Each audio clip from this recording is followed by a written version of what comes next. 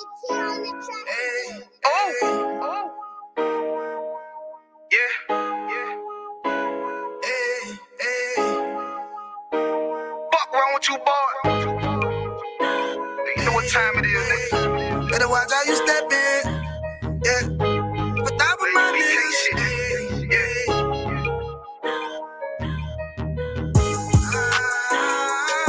I'm in it, yo. Got my nigga Ramon with me. But that was my niggas, it'll be an honor. You know what I'm saying? Under commanding General, your honor.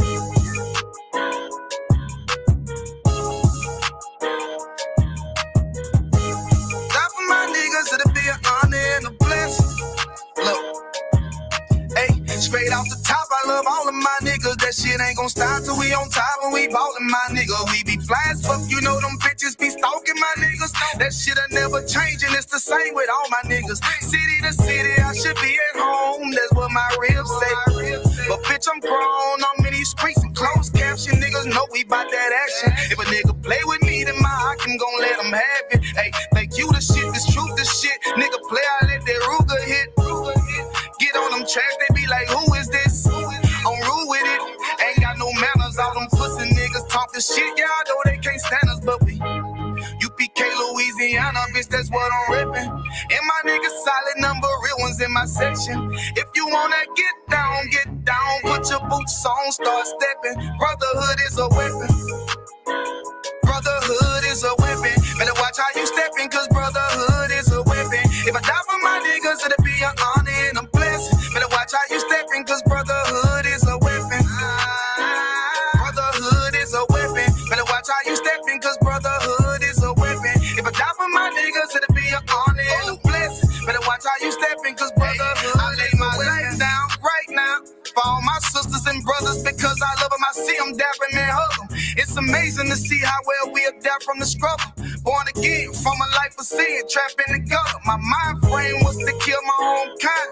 Feeling inferior, waking up ready to die. Run with them killers, so it's just a matter of time. For I take your life or let you take mine. That's when I realized the slaves killing slaves while the white man live to get old. We in them graves, the shit got me feeling played. I opened the Bible, went through them records, found out we was royalty, a nation to be respected. But in this world we rejected, we hated for our complexion. Still fighting to get accepted. We hear the truth and reject it, but love is getting corrected. And all my niggas correct me. The commandments, the foundation we erected. Brotherhood is a weapon. Brotherhood is a weapon. Better watch how you stepping, cause brotherhood is a weapon. If I die for my niggas, it'll be an honor and a blessing. Better watch how you stepping, cause brotherhood is a weapon. Brotherhood is a weapon. Better watch how you stepping, cause brotherhood is a weapon. If I die for my niggas, it'll be an honor and a blessing. Better watch how you stepping, cause brotherhood is a weapon. Hey.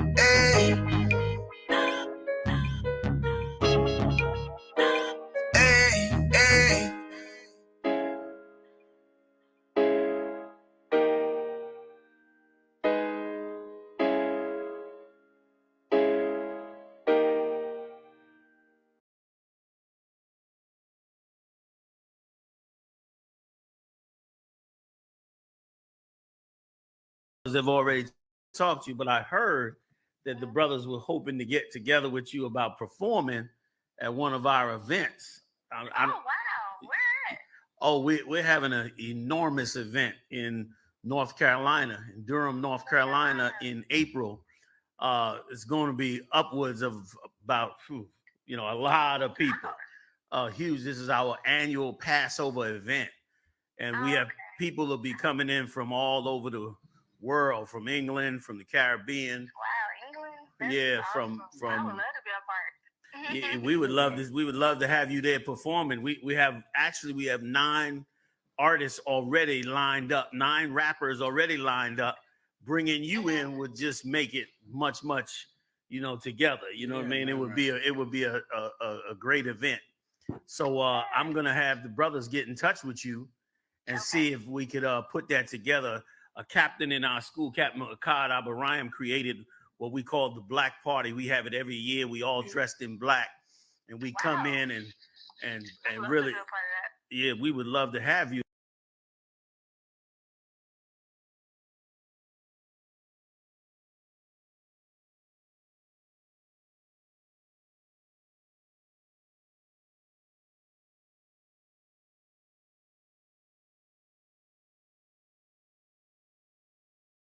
I have one thing for the HBK. Fuck you. Well, fuck you too.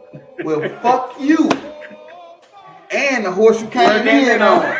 Now that's old school. That's a liar. Hell no. Look, see, this is the thing about the ISBK. We invite everybody to our Passover. We invite everybody to class. We invite everybody to our functions, but don't nobody invite us to this. Right. You feel me? They say we hate group, we this and that, but we invite every Black, Hispanic, Native Indian to our events, and this is what they say: "Fuck you." You feel me? That's what they say. You feel me? Real talk, and that's cool. And that's cool, real talk. You feel me? But I'm gonna tell you this: all camps gotta come back together, whether you like it or not. Right. Under Christ, and Christ only got one organization. That's the ISBK under Commander John. Real talk.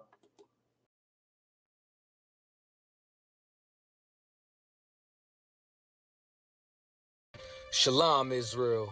The ISUPK is hosting the Lord's 55th annual Passover with a all-access pass to the lamb slaughter, all-black party, scripture breakdown class, kids party, the Lord's 55th annual Passover, and the Feast of Unleavened Bread. Get your all-access pass at isupk.com. Starting with April 17th events with the lamb slaughter at 11 a.m. to 6 p.m. in North Carolina. Make sure that you get involved. Make sure that you're in the house at 1921 Strickland Road, Clayton, North Carolina. Followed up on April 18th, Thursday, the all-black party. ISUPK concert series in Durham, North Carolina at the Durham Armory. Last year we tore it down, and this year it's gonna be a whole movie. Then Friday, we have the kids party with a petting zoo. On top of that, it's going to be held at the Sky Zone Trampoline Park with virtual reality included. Get your all-access pass at isupk.com.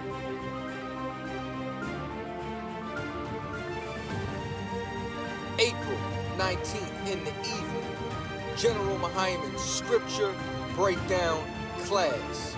You already know we got the heavy hitter in the building, and it's going to be at the South Square Event Center. Make sure that you're in the house starting at 7 p.m. in Durham, North Carolina. Then April 20th, the moment you've been waiting for, the Lord's 55th annual Passover. Make sure that everybody's in the house, and it's being held at the last Black National Fairgrounds in Pittsboro, North Carolina, starting at 6 p.m. Also housing an actual slave quarters, which you will be able to go and take pictures and video footage in front of it. That's 191 Fairgrounds Road, Pittsboro, North Carolina, April 20th, starting at 6 p.m. Doors open at 4 p.m. for a brunch. Make sure you're in the house on time. Then April 21st, Sunday, is the Feast of Unleavened Bread at the Haiti Heritage Center, 804 Old Fayetteville Street, Durham, North Carolina. Make sure that you are in the house. If you have not booked your hotel room, there are still a few available at the Millennium Hotel. Check the number, make sure that you call. Rooms are only available while they last. The Lord's 55th annual Passover, hosted by the ISUPK.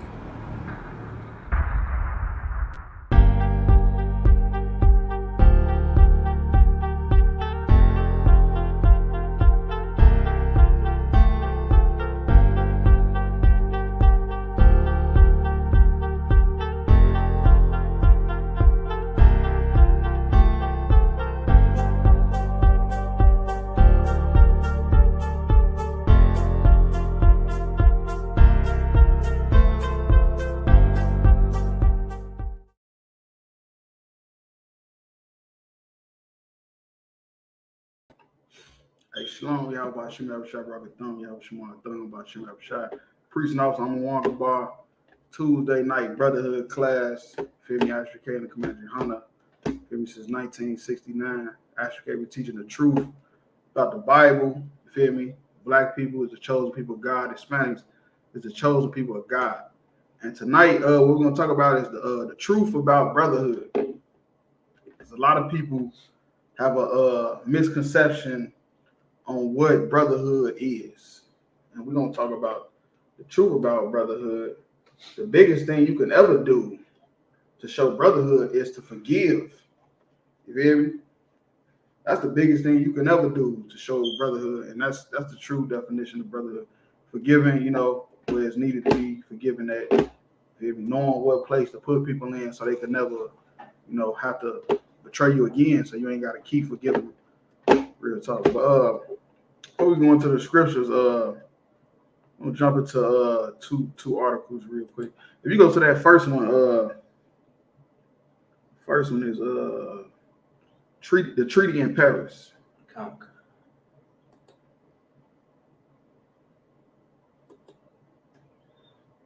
Let's go to that one. Get a little hard to read.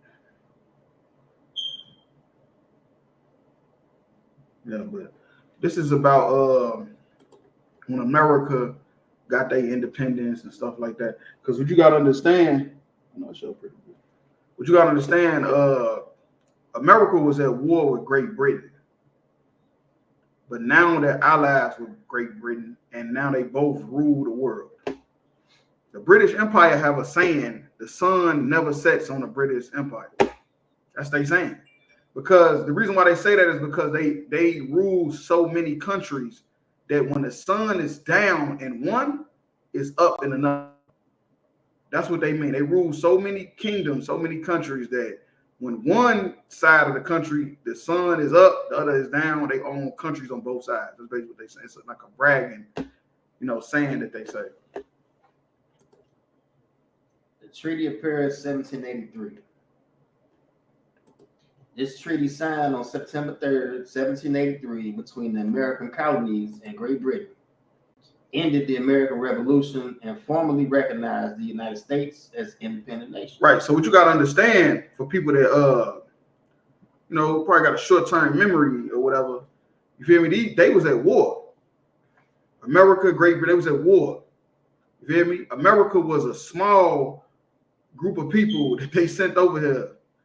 You feel me? To colonize the land, and they realized that they wanted to take it for themselves, which is actually biblical prophecy, which is another class in itself. Biblical prophecy that the little horn was going to, uproot. You feel me? Real talk. And anyway, after America and Great Britain fought, killed each other, murdered each other, they realized it's best we just sign a treaty. Y'all want, y'all got it. You feel me? Y'all live in the prophecy, y'all got it. You go ahead. The American War for Independence, 1775 to 1783. Right. So, what they call it, John Hancock. You feel me? They call it that because he was one of the ones that signed the Declaration of Independence. Him, George Washington. There was a few other I'm probably missing. Was actually a world conflict involving not only the United States and Great Britain, but also France, Spain, and the Netherlands. Right, France, Spain, and Netherlands. And like I said, these is all people that America is cool with now. You feel me? They cool with all these people now. They ain't at war with none of them. And they also white people. Go ahead. It's like I said, for me, this is so heavy you bringing this out. And it kind of went with what I was talking about the other day. They never mentioned Indians at all, but Indians was on both sides of the conflict. But again, forgotten in history. What they was called the Code Talkers in World War I.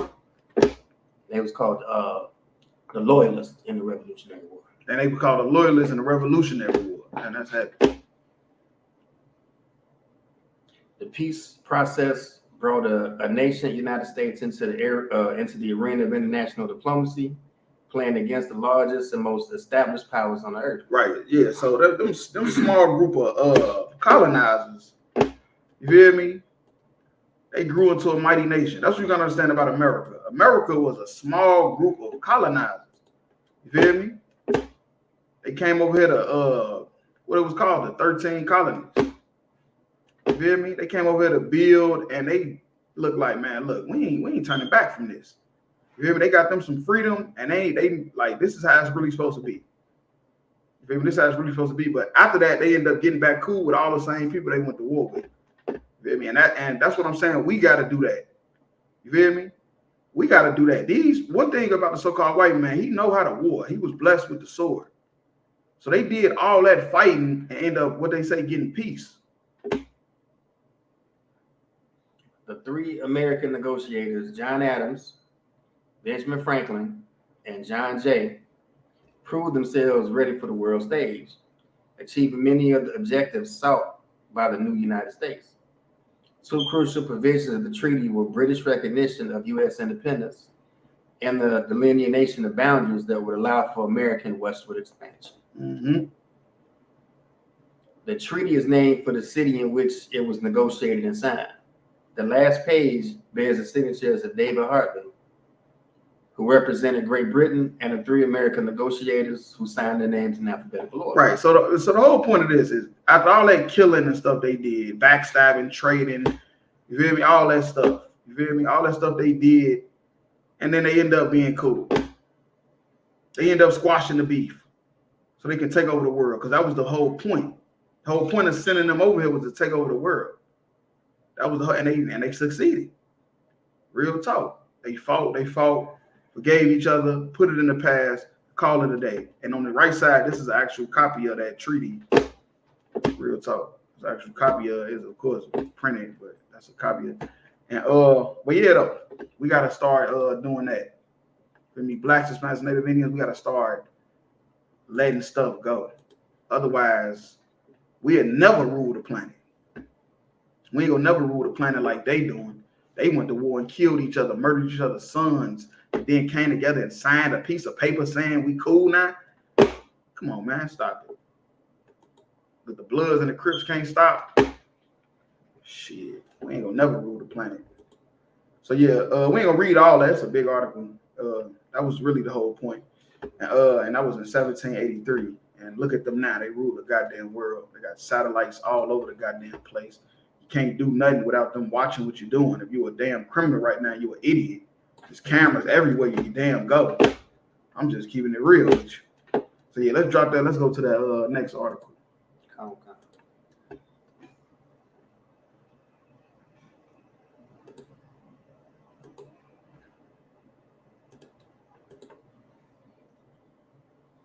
Truman officially ends hostilities with Germany October 24, 1951.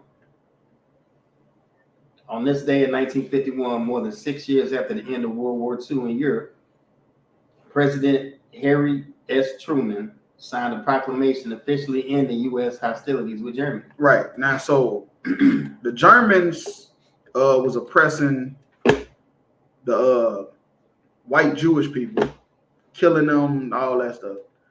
And the whole earth went to war for the second time. Really the third time, because they said the Revolutionary War was a lot of players in it too. And when it is a lot of players in a war, it's considered a world war. A lot of heavy hitters, I mean. So yeah, so Germany ended up losing the war, and Truman signed a proclamation officially ending the U.S. hostilities with Germany. Instead of trying to make them go extinct, they put drugs in their community, lock them up in prison, 3-strike rule. They ain't do none of that. Let's sign a letter ending hostility. You go. That's like I said, if I made that so heavy, you said that because they ain't fit to, because the majority of white people in America is German descent. Shit, the goddamn president, the future president. I'm calling it. Trump, the one that told you to drink bleach. His ass a German. Him, his granddaddy, his great granddaddy, they German. That's a fact. Most of these people, they got Germantown all over this goddamn country. A Germantown, this Germantown, that. Real talk. But ain't no black towns. Because like what I'm saying though, they brothers. You feel me? At the end of the day, they know that they brothers. They got that red skin, that blonde hair, that blue eyes. They know that they brothers. So they ended the hostility. Even though they murdered, it was millions of people died. The official end to the war came 9 years, 10 months, and 13 days after Congress had declared war on Nazi Germany. The lawmakers have responded to a declaration of war issued by the Third Reich in the aftermath of December 7, 1941, Japanese attack on Pearl Harbor and other U.S. bases in the Pacific. Mm-hmm. Yeah, I think the Japanese was with Germany during that war. They was on their side. Now the damn Japanese wear suits and ties. They bombed them in the piss. Matter of fact, they waved the white flag before the bomb even dropped. Real talk. Like, Truman noted that he had waited so long to act after Germany's unconditional surrender because it had been Washington's hope to sign a peace treaty with the government of a united Germany. Right. So they Washington, you feel me? Washington hope. They hope, feel me, was to sign a peace treaty with the government of a united Germany. You feel me? The same people they just went to war with, and they was killing millions of people. You feel me? Millions of people died. Didn't even make it back to America to get a proper burial. And they was thinking about making a peace treaty with them. Post-war policies pursued by the Soviet Union had made it impossible, Truman wrote. After the war, the United States, Britain, France, and the Soviet Union. Wait. The United States, Britain, and France, and the Soviet Union. All these people was at war at one time. Divided Germany into 4 zones of occupation. Considering its symbolic importance as the nation's historic capital and the seat of the former Nazi government, Berlin, while located wholly within the Soviet zone, was jointly occupied by the wartime allies and was further subdivided into 4 sectors. Right. Okay. So the whole point of this, and then right now, America is at war with the Soviet Union, which is Russia. You feel me? Russia was a part of the Soviet Union. America is at war with them right now. You feel me? Real talk. They in a bidding war right now. The 3 Western zones merged to form the Federal Republic of Germany in 1949. Soviets followed suit in October with the establishment of the German Democratic Republic. And that makes sense why Germany's still paying reparations to Israel, the state of Israel. Because they say the Western zones merged to form the Federal Republic of Germany. Real talk. And then it's funny because Putin said that about Ukraine. He said, we're not fighting in Ukraine, we're fighting a Western master. You can look it up. That's exactly what he said. Real talk. So yeah, we gotta just take out the if it's working for them, you feel me? I'm pretty sure it'll work for us. Like real talk. They went to war and then assigned all these peace treaties, and now they all cool. Real talk. So yeah, you go ahead. Yeah, it's like if I could real quick, what you just said right there was heavy.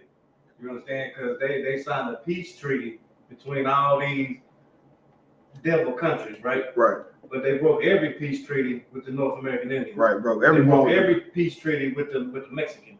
With black people. With the Lord Charles. They said they was gonna give us 40 acres and a mule. Shit. Where is that? You feel me? Matter of fact, they say reparations they won, you feel me, slave masters, and we won never slaves. That's what Joe Biden said. Oops. Salakia. Oops. Another candidate running for president, black folks out there. I'm just throwing it out there. If you just don't want to listen to us, I mean, god damn. Real talk. All right, so yeah, we can let's jump into the scripture. Because I just brought up them 2 articles just to show you that, you know, getting peace with blacks, Hispanics, Native Indians is possible. And for people to think it's a lost cause, we wasting our time, it's possible. So the so-called white man can kill and murder each other by the millions and get peace. Feel me? And now they ruling the goddamn world now. Come on, stop it.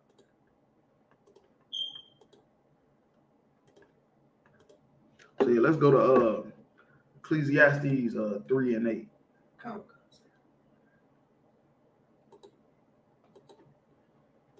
The book of Ecclesiastes chapter 3, verse 8. A time to love and a time to hate. Right. For people to say that hate ain't in the Bible, it's in there. I don't know what's up with Christians. But I cut Christians for fun. It became like almost like an obsession. As soon as a Christian say some shit, I be like, all right, hold on. Hold my beer. Ain't that what they say? I don't even drink beer. Hold my beer. I got you. Give me 1 second. But nah, look, hate is in the Bible. Hate is a good emotion to have. Otherwise, you'll get played left and right. Only thing about it is we hating the wrong people. You feel me? We need to forgive Black and Hispanics for whatever the hell they done that make you think that they not your people. That's like, sir. I remember General Muhammad saying one time that hate is a luxury of free people. Mm-hmm. That's heavy. That's heavy. Because if you say anything hateful, they take everything away from you. That's why none of the athletes and entertainers want to step up until they go broke. And now they like Orlando Brown. They're talking about pay us in fruit. So like hell no. A time for war. It's a time for war. Because that's how you get everything in order. When you go to war, that's how you get everything you need in order. You hear me? And a time for peace. And a time for peace. And that comes after the war. After the war comes peace. Look what happened with America. It went to war, and then Great Britain came and said, let's sign a peace treaty and stop this. Y'all got it. Y'all proved us that y'all deserve it. You know, it's on y'all. And then now they got peace. They ruling the damn planet from going to war. Real talk. So yeah, let's drop that. Let's go to Genesis 42:1. Come.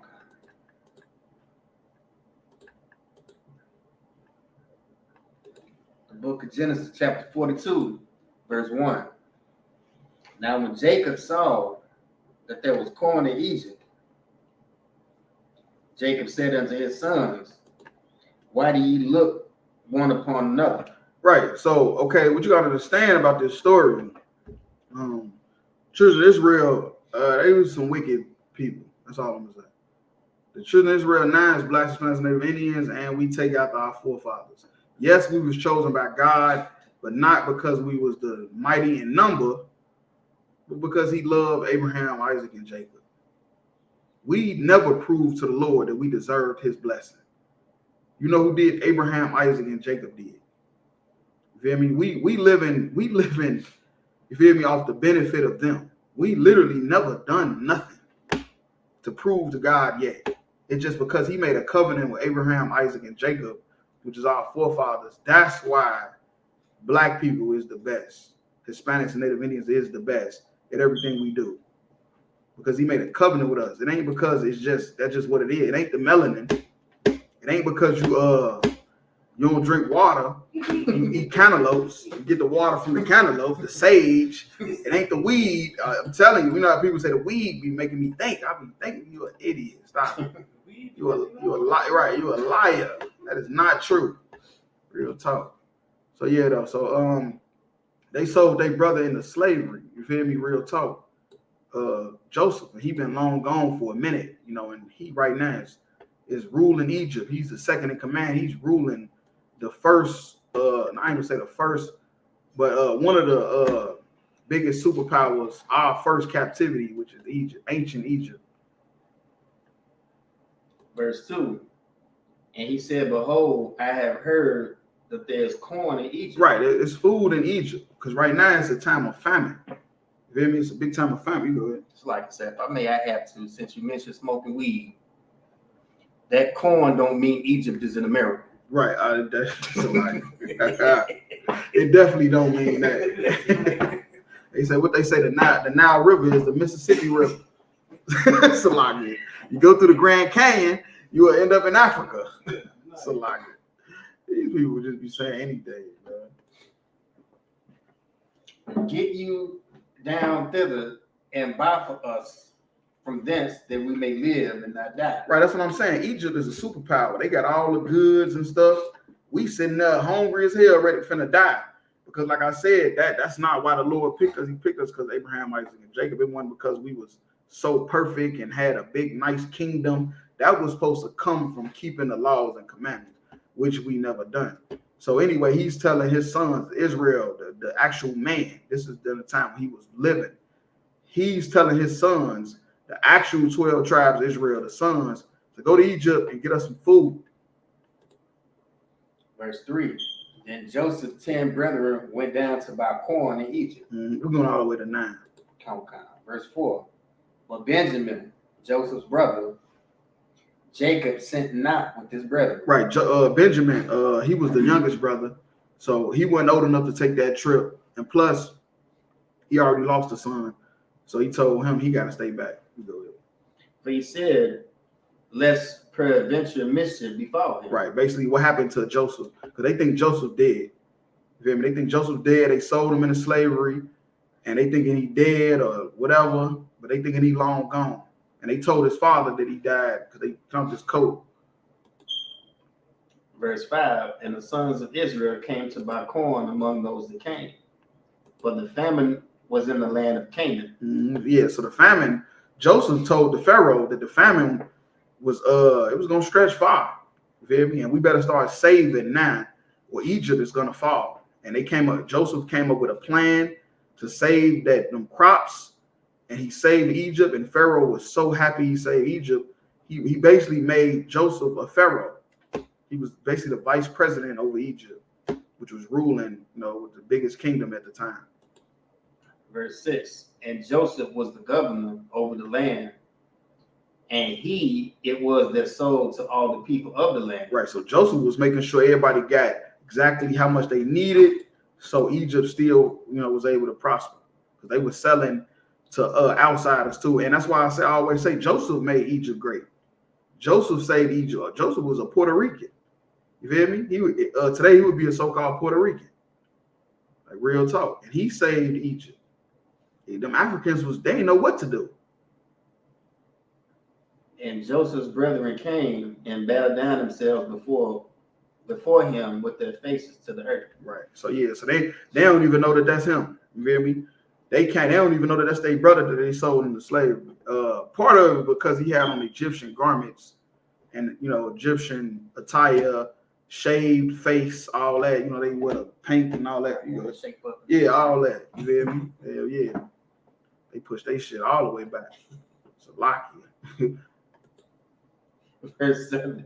And Joseph saw his brethren, and he knew them, but made himself strange unto them. Right. So he made it like he didn't even know who they was. You feel me? He could have came right out and said, "Hey man, what's up? Y'all remember y'all sold me into slavery? You feel me? Y'all was mad at me because the father liked me over y'all."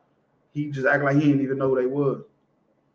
And spake roughly unto them. And disrespectful, which is, you're not supposed to be the people that come visit, but that's how he was, because he was mad, still had a grudge for what they did to him, how they sold him into slavery. Real talk. And now he's in a position because he told them about a dream he had where they was going to bow down to him. And that's exactly what just happened in verse 6. They bowed down to him. He told them that was what's going to happen. But what you got to understand about prophecies don't come the next day it's told. That it could happen 10 years from now. A priest and prophet can give you a prophecy or tell you about something that's going to happen, and it might not happen for 10 years, 20 years. But when it happened, that showed proof that he's a prophet. And that's exactly what happened with Joseph right now. And he said unto them, Whence come ye? And they said, From the land of Canaan to buy food. Verse 8. And Joseph knew his brethren, but they knew him not. Right, and they knew him not. Just like we said, he had on Egyptian garments, Egyptian attire. And what you got to know about Egyptians, they think hair is nasty. So they used to shave their hair, shape it up, and all type of different type of weird shit. You go look at the pictures and all that shit. So they didn't even know who he was. Verse 9. And Joseph remembered the dreams which he dreamed of them, and said unto them, Ye are spies, to see the nakedness of the land ye are come. Right. So he's saying, they spies, they coming to see, what they got. And that's another proof that the nakedness is not always talking about clothes. It's just talking about being exposed. You feel me? Like with Adam and Eve, they said they was naked in the garden. But that's a whole nother topic. So yeah, let's drop that. Let's go to 45, Genesis 45 and 1. Come. The book of Genesis chapter 45, verse 1. Then Joseph could not refrain himself before all them that stood by him. And he cried, because every man to go out from me. And there stood no man with him, while Joseph made himself known unto his brother. Right. So so Joseph having the power to kill them, lock them up, all kind of stuff. You feel me? He made himself known to them and cried because he loved his brothers. You feel me? He loved them. You feel me? Real talk. And that's what I'm saying about Black, Hispanics, Native Indians. You gotta just let stuff go. I'm gonna just keep it real with you. You want to know how to forgive somebody? You're gonna have to just let shit go. Like real talk. Verse 2, and he wept aloud, and the Egyptians and the house of Pharaoh heard. We're going all the way to 8. Verse 3, and Joseph said unto his brethren, I am Joseph. Does my father yet live? Right. He missed his father. He missed his brothers. They sold him in the slave. He missed them.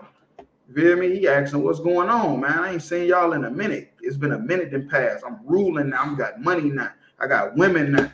I ain't even thinking about what y'all did to me no more. And that's another way how you let a lot of stuff go.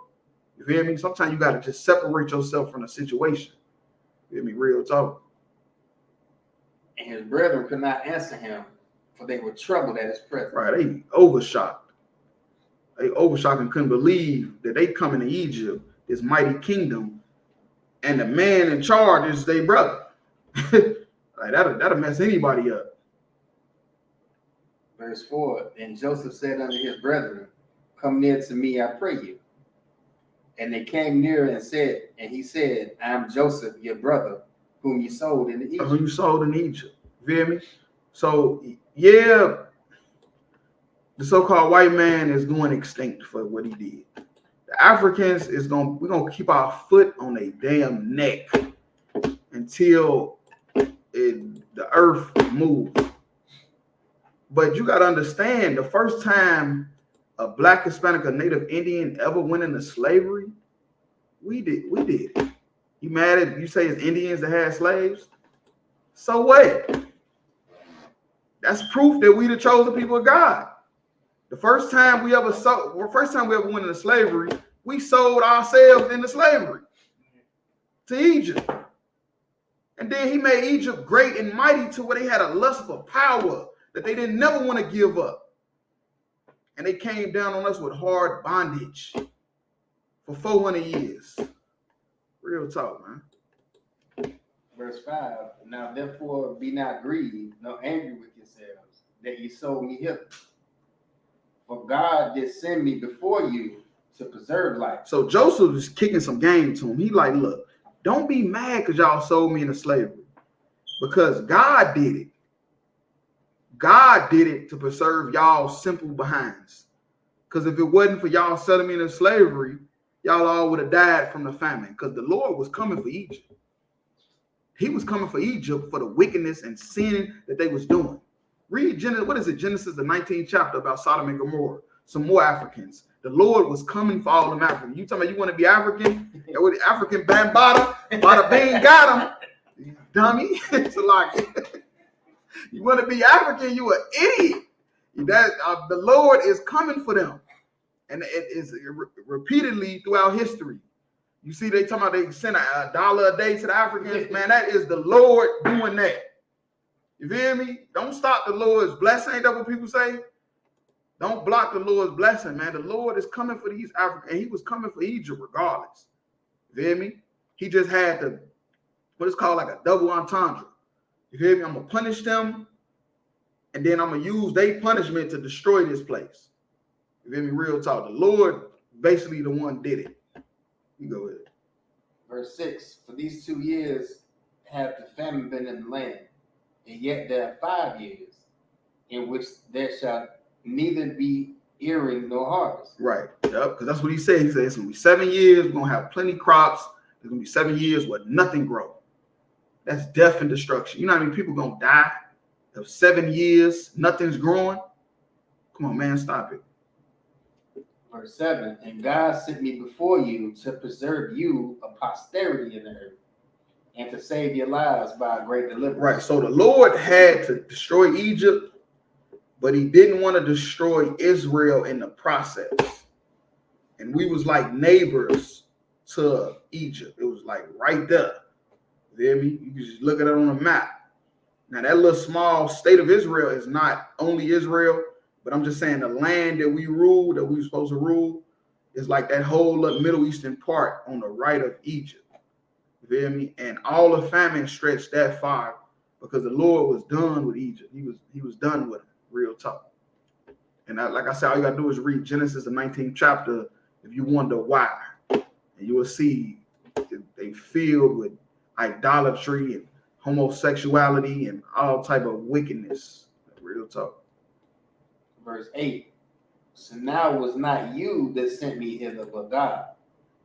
And he made me a father to Pharaoh. Right. He was young. So and for Pharaoh to look at him like a father is just show you that age, you feel me, is not what the what you want to base wisdom off of.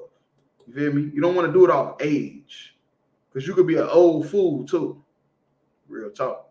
It's about experience. And Joseph, being one of the 12 tribes of Israel, learning from his father, who learned from Isaac and Abraham. Come on, man. Good night. Just imagine how much wisdom he had, learning from the Lord's chosen. Then walk into an African's house and just give him all the game he ain't never know. Verse 8. So now it was not you that sent me hither, but God. And he had made me a father to Pharaoh, and Lord of all his house, and a ruler throughout the land of Egypt. Right, he ruled in Egypt. And real talk, and he ain't had no hate for his brother. He had a little bit, but he couldn't hold on to it, man. Real talk. And that's the thing about forgiveness, that sometimes it's going to come with time. So what you got to do is separate yourself from the situation. You got a brother, a sister, or somebody that wronged you. Separate yourself with them for a minute and watch when y'all come back around each other and see if that incident really mattered as much as you think. Like real talk. So yeah, let's drop that and let's go to 1 Samuel 24 and 10. Come.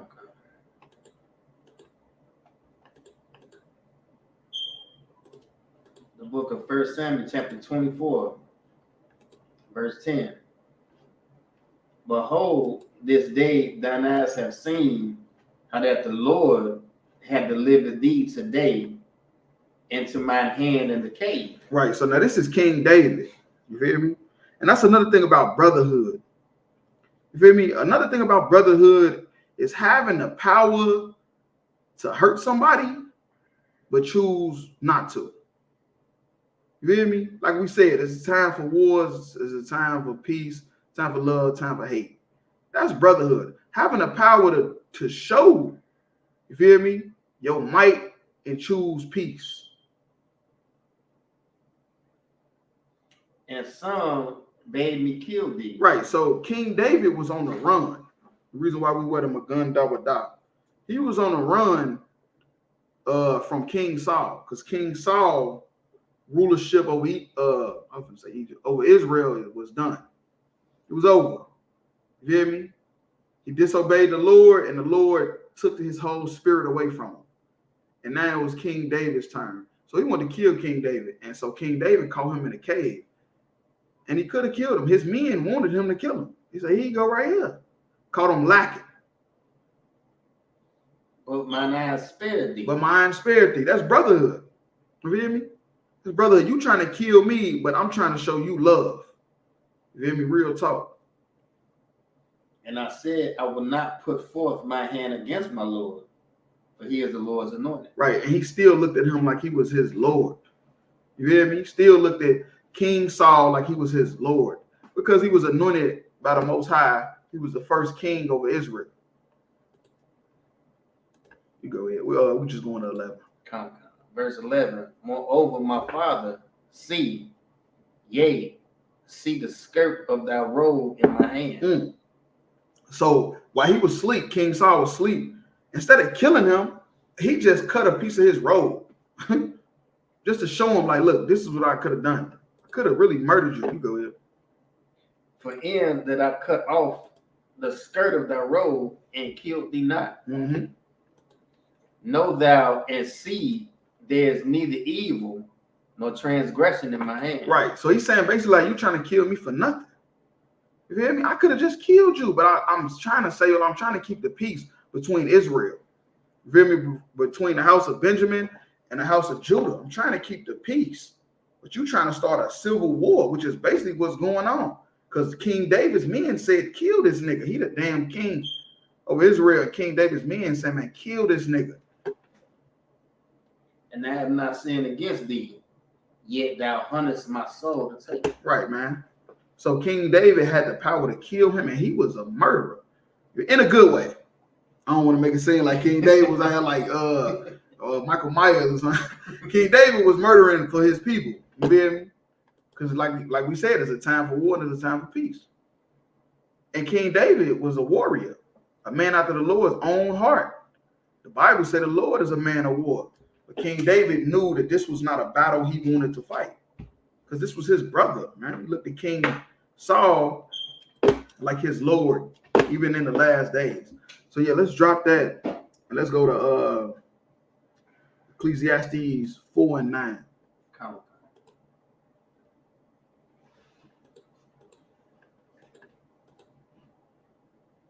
Book of Ecclesiastes chapter 4, verse 9.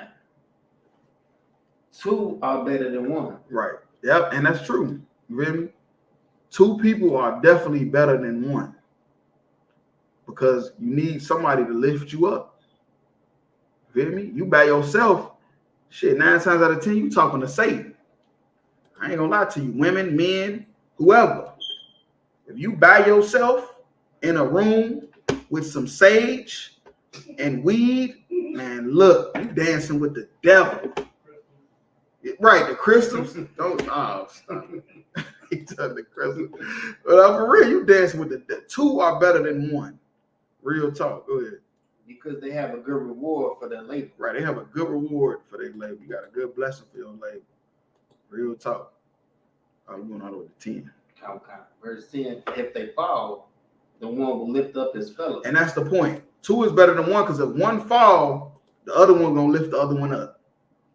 You feel me? Instead of bashing people and talking about people, situations, why don't you try to help them? Well, guess what? You're part of the problem and not the solution. If you're around people and you see them falling and you're not lifting them up, that's not your friend. You feel me? If you see somebody falling and you ain't helping them, that ain't your friend. You feel me? That's a foe. You feel me? What my son say, enemigo.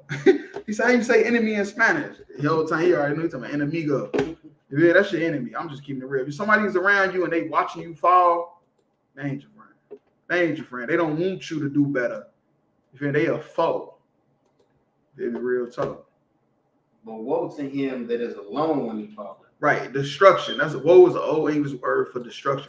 Woe to him that is alone when he follows. You feel me? It's destruction. You alone when you falling apart. That's what it's talking about. When you falling apart, your life is in shambles, and you alone. And mind you, you can have tons of people around you and still be alone because they want to see you fall. They not a brother. They not a sister. They want to see your downfall so they can feel better about themselves. For he had not another to help him up. Right. Real talk. He have not another to help him up. It's destruction. You feel me? Brotherhood and sisterhood is a weapon. Real talk. Tonight's brotherhood class. It's a brotherhood class, real talk. Sisterhood, all that's the same. Brotherhood, sisterhood is all the same. You feel me? We a family. So yeah, let's drop that. Let's go to Ecclesiasticus 19 and 5.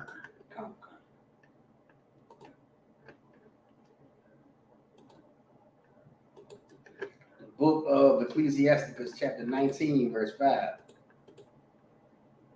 Whoso taketh pleasure in wickedness shall be condemned. Mm-hmm. But he that resisteth pleasure crowneth his life. Right. You taking pleasure in wickednesses, you're gonna be condemned. You feel me? It's only a matter of time. You feel me? And that's the ultimate way to show, you feel me, that you don't like your brother or your sister. You taking pleasure in their downfall. If you happy when you see them going through something, making fun of them and stuff like that, you gonna be next. Verse 6, he that can rule his tongue shall live without strife. Right. He that rule his tongue shall live without strife. You're gonna live without problems and all that. You can just keep your mouth shut and stop telling everybody business. Stop gossiping. You go ahead. And he that hateth Babylon shall have less evil. Right. He that hate Babylon. Babylon is when you just talking too much. You feel me? It's not a good thing to talk too much. You feel me? Real talk. Because you will start saying stuff and putting stuff out that you really didn't mean to say. Verse 7, rehearse not unto another that which is told unto thee. Right. If somebody tell you something, you don't tell nobody else. You feel me? You let them tell it. You don't be the one to go tell somebody else's business. You feel me? That's insane. And thou shalt fare never the worse. Right. You ain't gotta worry about it. You ain't gotta worry about it. If you told somebody something and you knew that they was gonna tell your business, you probably would have never said nothing. That's why it's best to hold your tongue most of the time. Verse 8, whether it be friend or foe. Right. That's what we were just talking about, friend or foe. That's what we were just talking about. A friend or an enemy. Talk not of other men's lives. Even to somebody that you don't like. If you know this is an enemy, you know this is somebody that's not a part of y'all crew, you still don't talk to them about other people's business, whether it's a friend or an enemy. And if thou canst without offense, reveal them not. Right. And if you can basically talk to somebody without offending the other person that you talk about, then don't reveal it. You feel me? If you cannot talk to them without revealing something that's going to cause offense, just don't speak on it. That's why when you talk in period, you just want to use little words. Because you will say one thing and then you will have to clean it up and you end up saying, then you end up just spilling everything. And then you're going to lose friends. And then ain't nobody going to be there for you when you fall to help you up, which is the whole point of this. This is not losing friends. This scripture is telling you how to not lose friends. You feel me? Real talk. Keep your mouth shut and don't be telling other people's business. Because that's the most way a lot of people lose friendships, talking too much. Verse 9, for he heard and observed thee, and when time cometh, he will hate thee. Right, and he's going to find out, she's going to find out you was talking behind their back, and they going to hate you. They're not going to like you no more. Real talk. Verse 10, if thou hast heard a word, let it die with thee. Right, so if somebody tell you something, it's supposed to die with you. In real talk. And a sidebar, the purple faggot said, we snitch. I'm calling the cops. I just want to let y'all know we don't wear purple. I'm just letting y'all know that. We don't wear purple. For people out there that's confusing us, we don't wear purple. The purple niggas say they snitch. Us and the ISBK, we don't snitch. We don't snitch because we believe in the Bible. The Christians, the fake Israelites group, they don't believe in the Bible. We believe in the Bible. The Bible say, if thou hast heard a word, let it die with thee. You ain't supposed to be repeating nothing that you heard to nobody else. It's supposed to die with you. Like the person that told you about it, it's supposed to be like they never even said it to you. And be bold, it will not burst thee. Right, and they ain't gonna burst thee. It will not burst thee. Real talk. What they say, burst your bubble. What they say, like, I burst your bubble. Hell no. It's like the sister said, the Christian church needs to hear this. It's like it says they don't want to hear this. It ain't that they need to hear this. The Christian church, they don't want to hear this.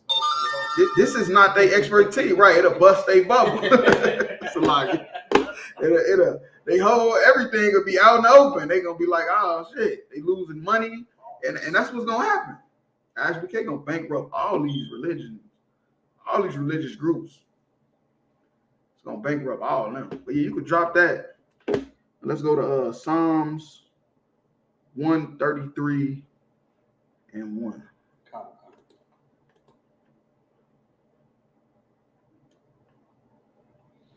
Book of Psalms, chapter 133, verse 1, a song of decrees of David.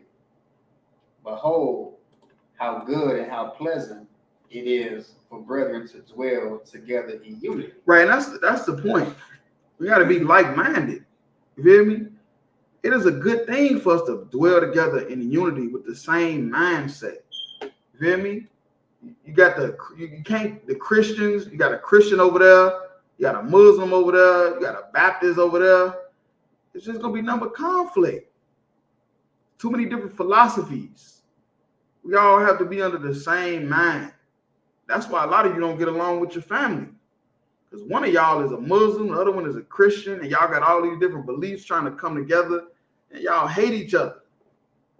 Real talk. You go ahead. Verse 2.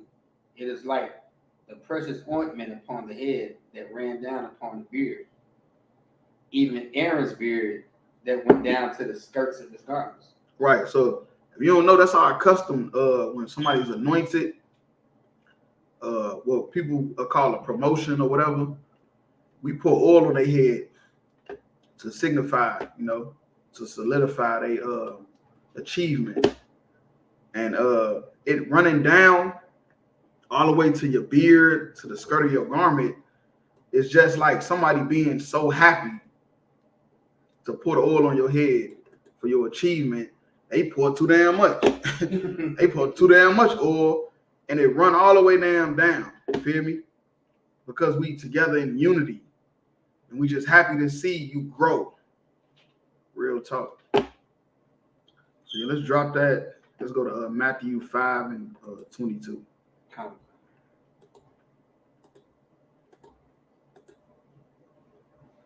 The book of Matthew chapter 5, verse 22. But I say unto you that whosoever is angry with his brother without cause shall be in danger of the judgment. Right. So first off, if you're angry with anybody, you got to have a reason.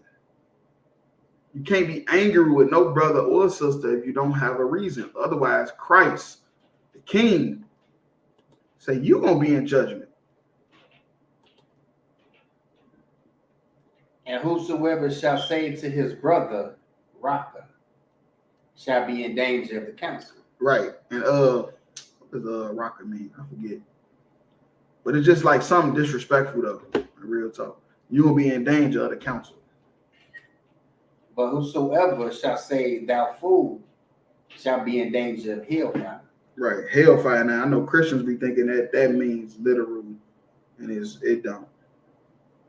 Hell, it's just a condition. You feel me? Real talk. We're going all the way to 24. Verse 23. Therefore, if thou bring thy gift to the altar, and there rememberest that thy brother has aught against thee. Verse 24. Right. It means worthless. Raka mean worthless. Basically saying you calling your brother worthless or sister worthless, say you'll be in danger of the council.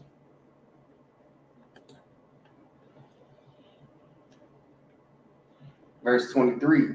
Therefore, if thou bring thy gift to the altar, and then rememberest that thy brother hath aught against thee. Right. So yeah. So in the Old Testament, what we used to do when somebody trespassed against you, you would have to bring them a gift or offering. You feel me? To show that you're sorry. It's basically like you paying a fine. You feel me? Like right now, you get a speeding ticket. That's a fine for you speed. Back then, if you offended somebody, you had to pay a fine, which is giving a gift, and bringing it to them. But Christ saying, if you bring the gift, you feel me, and there remembers that that brother have an ought against thee, go ahead. Verse 24, leave there thy gift before the altar and go thy way. Right, leave the gift up. So you trespass against your brother. The Christ is trying to give us the spirit behind why we had to pay fines. Because that's all it really was. Us, when we sinned in the Old Testament, you had to give bulls, rams, lamb, all that stuff, which is your precious stuff that you need to make money or to feed your family. And it hurts you to have to give it up because you sinned.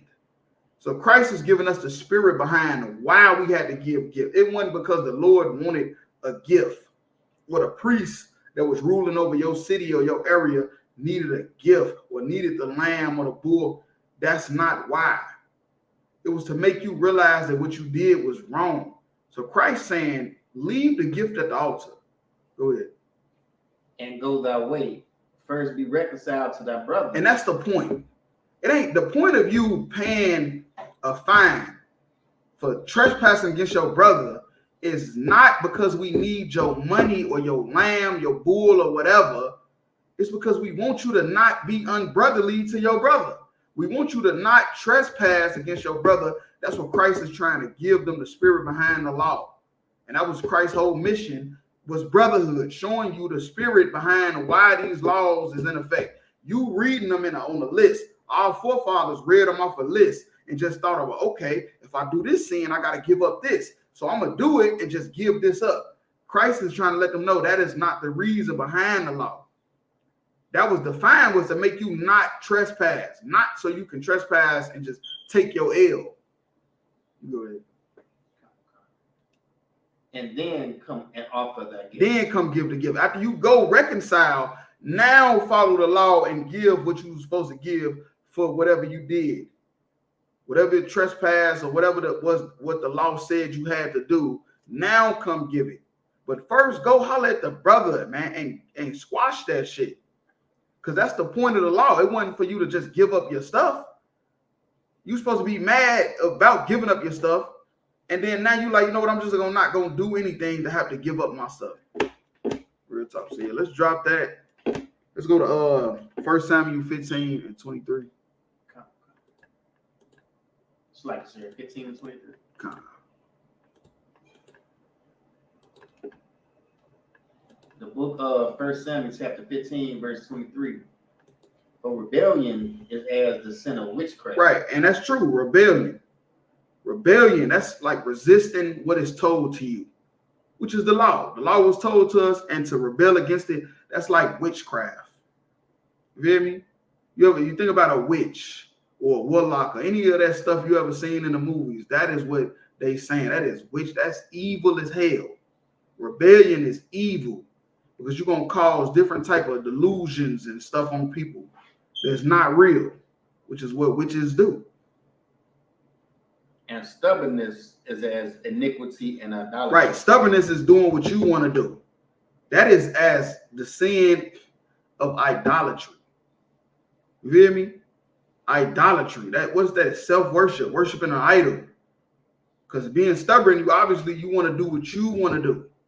That's stubbornness. That I want to do what I want to do. I don't care about what nobody else thinks. I just want to do what I want to do. That's borderline idolatry. Because thou hast rejected the word of the Lord and also rejected thee from being king. Right. Rejected the word of the Lord. You feel me? Because that's the whole point. When you start rebelling and being stubborn, it's somehow, some way you're rejecting the Lord. That's where it comes from. That's where rebelling and being stubborn come from. Because you ain't want to do what the Lord said. You want to do what you want to do.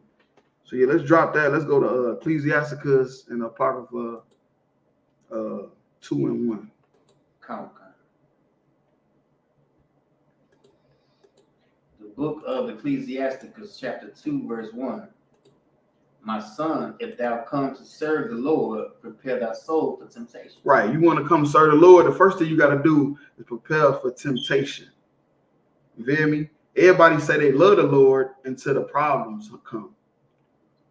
You feel me? You come serve the Lord thinking everything finna be cool. It's not true. Verse 2. Set thy heart aright and constantly endure. Right, constantly endure, because that's what's going to happen when you come serve the Lord. You're going to have to constantly endure because stuff going to keep happening. It's going to keep happening. And make not haste in time of trouble. Right, be not right quick. Then be quick to try to get out of it. Verse 3. Cleave unto him and depart not away. Right, cleave unto the Lord. Who the Lord sent into your life. You hear me? Real talk, that taught you the truth in the first place. Cleave on to them. And depart not away, that thou mayest be increased in the last day. Because that's the point. You thinking all these problems and stuff is no end to it. It's gonna be an end to it. The Lord just got to see if you worthy of getting what he got for you. Because you might not be worthy. You might have been somebody who just came around for a minute. You hear me? Bumped around for a minute. And the whole time, he about to bless you. But he got to make sure. You got to make sure that you deserve it. Verse 4. Whatsoever is brought upon thee, take cheerfully. Whatever is brought upon thee, take cheerfully. Whether it's good or bad. You hear me? Anything good, bad, whatever. If it's brought upon you, the Lord say, take it cheerfully. You hear me? Something you say, Most High in Christ. It is what it is. You hear me? The Lord brought it upon you for a reason. It could be a test. It could be a punishment. Either way, step all the way into it. And be patient when thou art changed to a lower state. You was getting money. You had a nice crib. You ain't got it no more once you came to serve the Lord. Oh, well. The Lord want to see if you fit for this blessing. Because you might not be fit. You might be tailor-made for the world, but you might not be fit for this. So, yeah, when you get changed to a low position, take it cheerfully. Verse 5, for gold is tried in the fire. Right, gold is tried in the fire. Gold, that precious, precious gold that everybody is killing and dying over. People going to jail for trying to rob you for your gold chain the whole time. I'm going to turn your neck green. Ain't no Salakia. But the gold is tried in the fire. In real talk, they got to melt it down to shape it into different stuff, to clean it, all that. Gold is tried in the fire. So what you think gonna happen to you? You're gonna be tried by fire. You're gonna be going through a lot of different stuff. Well, you're gonna feel like you in hell because the Lord trying to see if you worthy. And acceptable men in the furnace of adversity. Right, and that's the point. Acceptable men. Men is acceptable in the furnace of adversity. You're gonna be going through a lot of adversities once you come serve the Lord. A lot of stuff.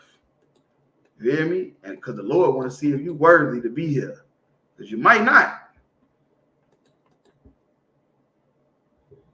Verse 6. Believe in him and he will help thee. Right. Believe in the Most High. Believe in the Most High and he will help thee. Order thy way aright and trust in him. Just trust in him. Whatever you got going on, just know the Lord did it to you. And just step into it, fight it. It is what it is. Last scripture, let's go to Genesis 50 and 20 and 21. Come.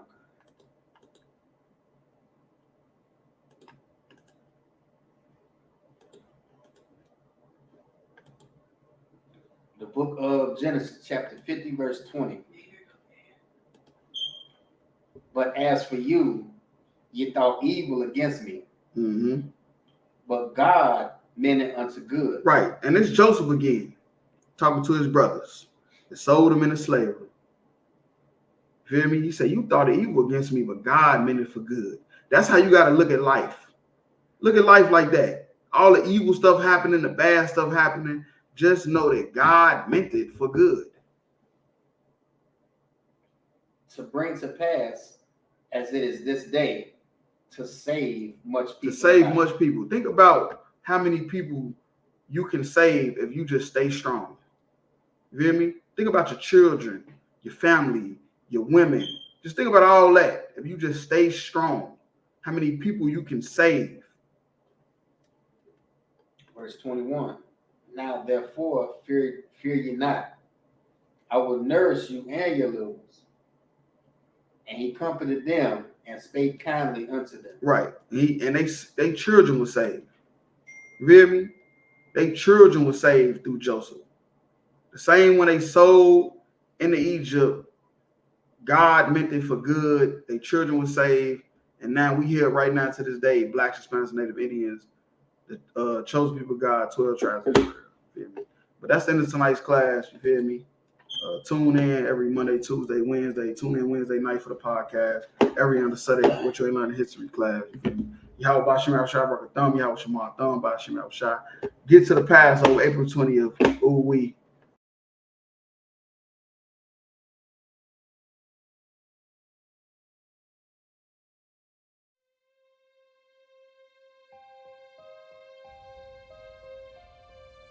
Shalom, Israel.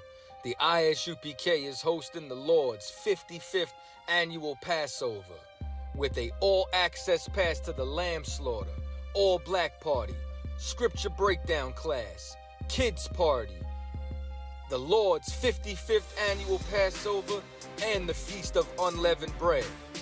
Get your all-access pass at isupk.com, starting with April 17th events with the lamb slaughter at 11 a.m. to 6 p.m. in North Carolina. Make sure that you get involved. Make sure that you're in the house at 1921 Strickland Road, Clayton, North Carolina. Followed up on April 18th, Thursday, the all-black party. ISUPK concert series in Durham, North Carolina at the Durham Armory. Last year we tore it down, and this year it's gonna be a whole movie. Then Friday, we have the kids party with a petting zoo. On top of that, it's going to be held at the Sky Zone Trampoline Park with virtual reality included. Get your all-access pass at isupk.com.